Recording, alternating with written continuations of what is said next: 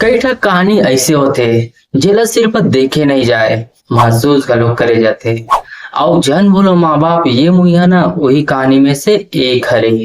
एक कहानी जिसमें माँ बाप के कुर्बानी और लड़का मन के बेवफाई अब वही दर्द हा फिर से लौट के आते।